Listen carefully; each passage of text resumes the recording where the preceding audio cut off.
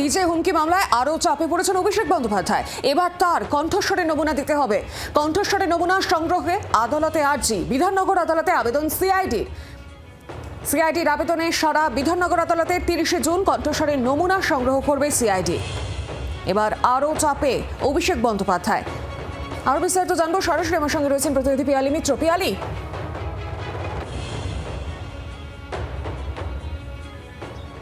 একেবারেই দেখো, অভিষেক বন্দ্যোপাধ্যায়কে এর আগে তুমি জানো যে ডিজে মামলাতে দীর্ঘক্ষণ জিজ্ঞাসাবাদও করেছিল সিআইডি।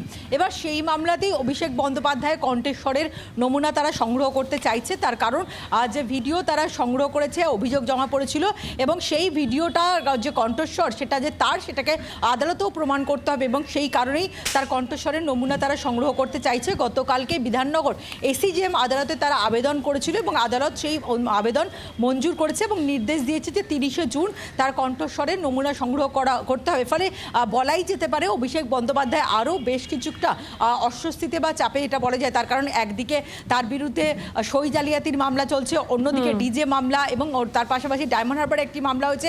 ফলে সব মিলিয়ে একাধিক জায়গায় মামলা হচ্ছে এবং তদন্তকারী অফিসাররা তাদের তদন্তের যে ধার সেটা বাড়াচ্ছে। এবং এক্ষেত্রে দাঁড়িয়ে এই ডিজে মামলায়, যেখানে তিনি 4 মের পরে ডিজে বাজাবেন বলে অভিযোগ হুমকি দিয়েছিলেন, তার সঙ্গে সঙ্গে কেন্দ্রীয় স্বরাষ্ট্রমন্ত্রী অমিত শাহকে উদ্দেশ্য করে তার উদ্দেশ্যও কটূক্তি করেছিলেন। ফলে সেই মামলাতেই তার কণ্ঠস্বরের নমুনা সংগ্রহ করতে চাইছেন তদন্তকারী অফিসাররা। একেবারে পিয়ালি, ধন্যবাদ তোমাকে।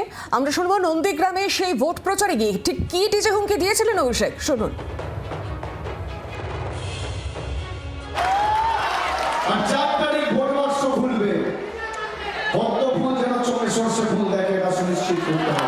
আমি কথা দিয়ে যাচ্ছি, এবার ডিজে বাজবে 4 তারিখে। যে ভাষায় এরা বোঝে সে ভাষায় জবাব দিতে আমরা জানি।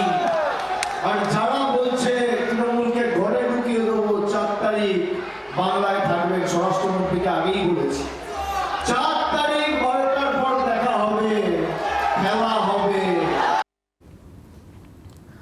অভিষেকের কণ্ঠস্বরে নমুনা সংগ্রহ নিয়ে রাজ্যের মন্ত্রী দিলীপ ঘোষ তিনি কি প্রতিক্রিয়া দিয়েছেন, শোনাই আপনাদের।